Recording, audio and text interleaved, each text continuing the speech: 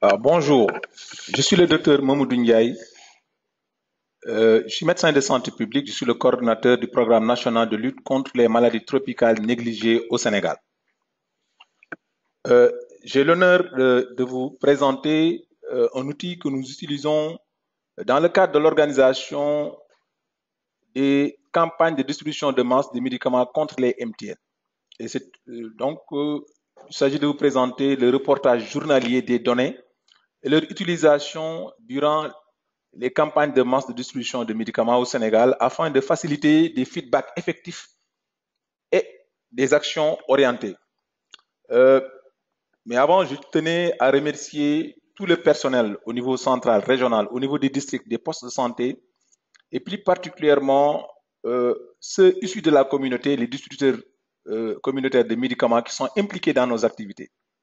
Nos remerciements vont également à l'ONG RTI Envision, de l'USAID qui nous appuie techniquement et financièrement dans l'organisation de ces campagnes de distribution de masse de médicaments.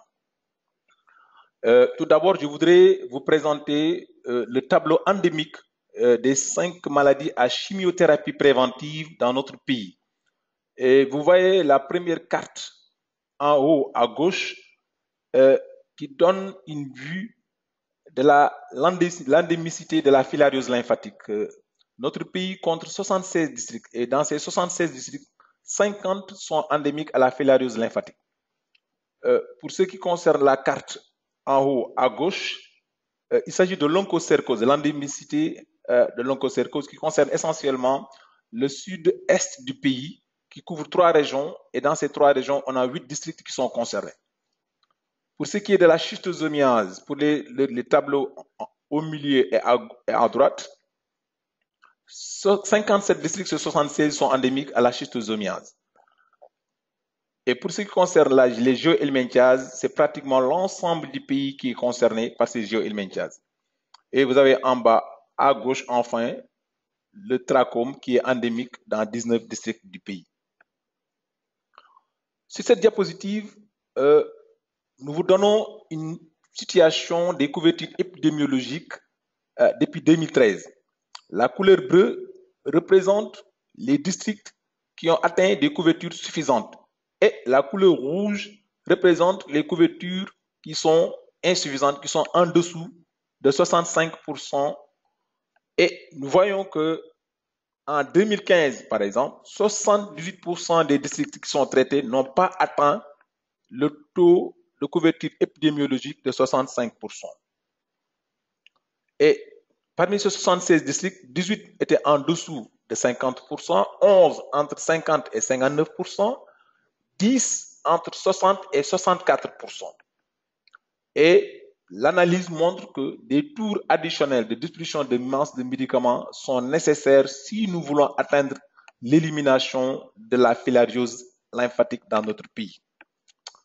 Et nous avons décidé de mettre en place un nouveau paquet d'interventions. Ce nouveau paquet met l'accent sur la planification détaillée et participative au niveau central et opérationnel. Une mobilisation sociale plus intensive, une bonne répartition des distributeurs au niveau des ménages. Nous avons augmenté aussi le nombre de jours de distribution, accentué la supervision avec suivi des objectifs de couverture journalière, nous allons y revenir. Une présence massive d'une assistance technique au niveau des régions médicales pour fournir un soutien supplémentaire. Augmenter bien sûr le budget pour la mise en œuvre, la formation et le renforcement des capacités à tous les niveaux avec un nouveau manuel MTN spécifique. Une plus grande implication du ministère de la Santé au niveau central, bien sûr, et aux fonctionnaires dans la journée de lancement des campagnes de distribution de masse de médicaments. Nous avons aussi amélioré les outils de gestion, mais ici, ce qui est particulier, c'est le renforcement du reporting journalier et en temps réel. À quoi consiste en réalité ce suivi de la couverture en temps réel? Quel est l'objectif? L'objectif, c'est de prendre des actions correctrices pendant la mise en œuvre de cette campagne pour s'assurer qu'on a une couverture suffisante. Parce que ce qui s'est passé, c'est qu'à la fin de certaines campagnes, c'est uniquement à la fin que nous constatons que certains districts n'ont pas effectivement atteint le taux de couverture épidémiologique escompté. En faisant quoi? Obtenir une mesure au cours de la distribution de masse pour déterminer si les cibles de couverture sont atteintes et comprendre les problèmes qui nécessitent une résolution immédiate. Le processus se passe ainsi. Les distributeurs communautaires sillonnent les villages, les concessions et entrent de maison en maison pour distribuer les médicaments et remplir les fiches de pointage. Une fois terminés, ils marchent au niveau de leur poste de santé pour remettre ces fiches de pointage à l'infirmier chef de poste qui, à son tour, fait la synthèse de toutes les fiches de pointage, donc a une idée de niveau de couverture journalier de son aire de santé. Par téléphone ou par pied, il va transmettre cette fiche de synthèse au district, là où se situe son chef, son supérieur hiérarchique, qui est le médecin chef de district. Et au niveau du district, il y a un préposé qui prend toutes les données issues des fiches de synthèse et commence à remplir la maquette de suivi journalier. Et une fois que cette maquette est remplie, où tous les postes de santé y figurent avec leur taux de couverture journalier, et cette maquette est transmise par email au niveau de la région médicale où se trouve son supérieur hiérarchique et le médecin chef de région. Et le médecin chef de région, à son tour, pour l'ensemble de ces districts, fait la même chose avec quelqu'un qui est préposé pour la saisie de sa maquette, qui est une maquette spécifique qui est régionale. Et c'est cette maquette spécifique régionale qui est transmise par email au niveau central.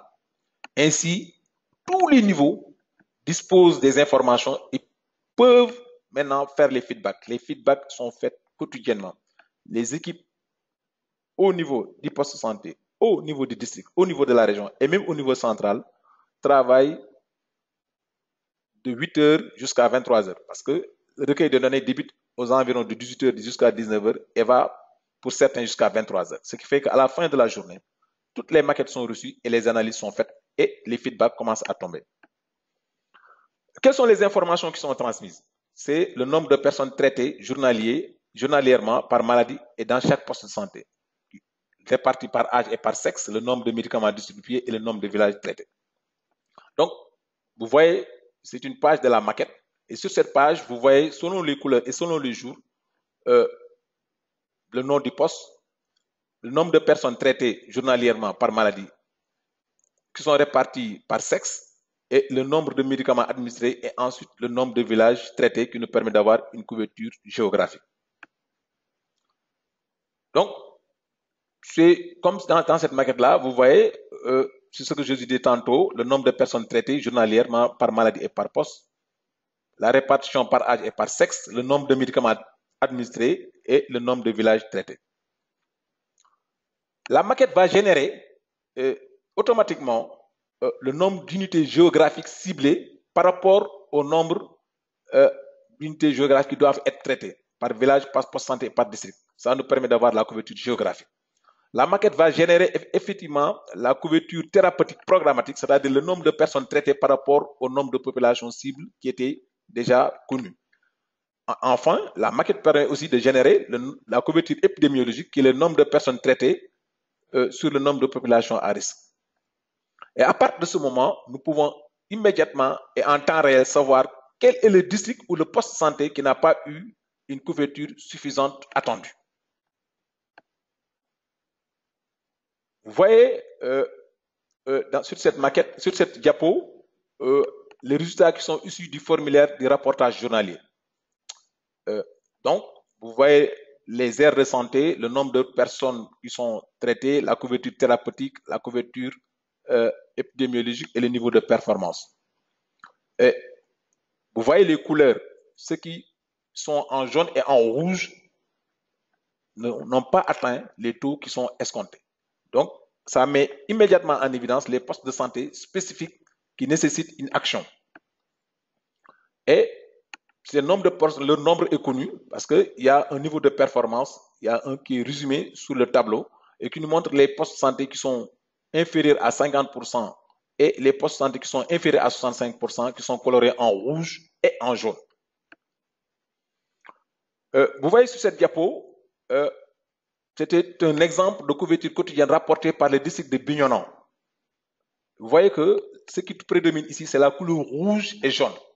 À J3, la couverture totale du district était à 39,91%, qui est une surcouverture insuffisante. Nous voyons que 35% de ces aires de santé sur les 35 n'ont pas la couverture escomptée, ils ont une couverture insuffisante. Qu'est-ce que nous allons faire? Au fil des corrections, à J5 par exemple, nous voyons que les couleurs ont changé. Ici maintenant, c'est le bleu et le vert qui prédominent. Et à J5, 73,50% des points de prestation de services ont eu une couverture épidémiologique suffisante, 25 sur 35. Comment nous pouvons utiliser donc les données pour des actions correctrices?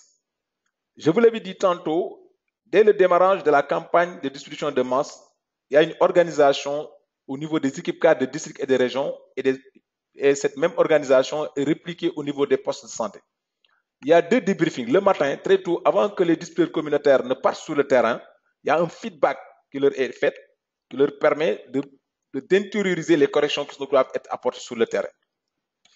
Et l'après-midi, au retour des équipes, il y a, à l'issue du recueil et du traitement des données, il y a un deuxième débriefing qui est fait pour mesurer les couvertures qui sont atteintes et analyser pour éventuellement apporter des actions correctrices. On signale d'abord les postes qui ne sont pas performantes. Et les actions correctrices, on fait quoi? Il y a d'abord le renforcement de la sensibilisation au sein de la population. Par exemple, augmenter le nombre de crieurs publics, ajuster les messages des crieurs publics pour la gestion des rumeurs et des cas de refus, par exemple, augmenter le cas échéant le nombre de distributeurs de médicaments, changer la stratégie de distribution, par exemple, changer d'une équipe fixe en une équipe de porte-à-porte, augmenter aussi la supervision. Il y a les équipes de district ou de région qui descendent sur place pour appuyer l'équipe qui serait défaillante pour pouvoir, à la fin de la journée, améliorer les gaps qui étaient notés. Et s'il le faut, même au niveau supérieur, au niveau du ministère de la Santé, appeler pour que la sensibilisation de ce haut niveau puisse avoir un impact plus grand. Sur cette diapositive, vous voyez qu'il y a 4 courbes qui concernent 4 aires de santé. Le trait gris représente, en horizontal, représente le taux de couverture épidémiologique minimale, plus de 65%. Nous voyons que de J1 à J6, les aires de santé d'Inguiraye n'avaient pas besoin d'appui parce qu'à J2, déjà, il a atteint son taux de couverture épidémiologique. Par contre, l'aire du centre de santé de Aguiaï et du centre de santé montre nettement que des actions correctrices étaient nécessaires.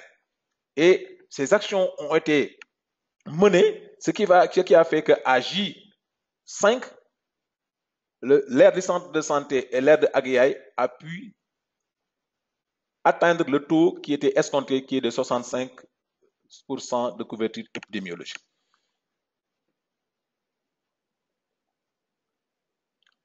Les défis de l'utilisation du reportage de données en temps réel. Il faut tenir compte de la distance de certains villages aux postes de santé et de certains postes de santé au niveau du district. Parce que les distributeurs communautaires doivent, à pied ou avec des moyens de locomotion rudimentaires, puissent rejoindre le poste de santé pour déposer les fiches de pointage. Il arrive que des distributeurs communautaires qui sont dans des villages très éloignés ne puissent pas le faire. Donc, il y aura à la fin de la journée un problème de complétude, donc il faudra tenir compte dans l'analyse. Au niveau des districts, une fois que les données ont été mises dans la maquette, il faut les transmettre par Internet. Donc, l'accès Internet limité peut effectivement être un gap pour transmettre électroniquement des données au niveau des sous-districts. Il y a un effort substantiel qui doit être requis pendant la durée de la campagne de masse sur plusieurs sites à travers le pays. Donc, il faut une organisation, un maillage très intelligent pour pouvoir, une fois que le gap détecté, le problème détecté, qu'on puisse se déplacer en tout cas faire les efforts nécessaires pour pouvoir y remédier. Et cela parfois nécessite une augmentation du budget au cours de la mise en œuvre pour une correction momentanée ou en tout cas un problème qui nécessite des finances pour pouvoir régler ce problème. Et ensuite, il faut quelqu'un aussi qui a la capacité de pouvoir agir sur ces données, les saisir, les analyser et mettre en avant les districts ou les postes de santé qui sont défaillants, qui n'ont pas atteint le taux escompté. Et vous voyez sur cette diapositive, je vous disais tantôt qu'en 2015, il y avait 78% des districts qui avaient traité qui n'avaient pas atteint le taux de couverture épidémiologique. Nous voyons que quand le paquet d'intervention a été mis en œuvre, quand nous avons pu obtenir à temps réel les maquettes de saisie qui nous permettent d'avoir les performances, quand toutes ces corrections ont été mises en œuvre, de 2016 à 2017, l'ensemble des districts du pays qui ont organisé la campagne de distribution de masse pour la filariose lymphatique ont atteint le taux de 65% de couverture épidémiologique. En conclusion, nous pouvons dire que le taux de journalier de reportage des données au Sénégal permet au programme national de savoir ce qui fonctionne et ce qui ne fonctionne pas. C'était ça le défi. Et le deuxième défi, c'est ça le premier défi. Le deuxième défi, c'est d'adapter les activités pour prendre des mesures correctrices à temps réel. Et enfin, accélérer la mise en route vers l'élimination en maximisant les ressources. Je vous remercie de votre aimable attention.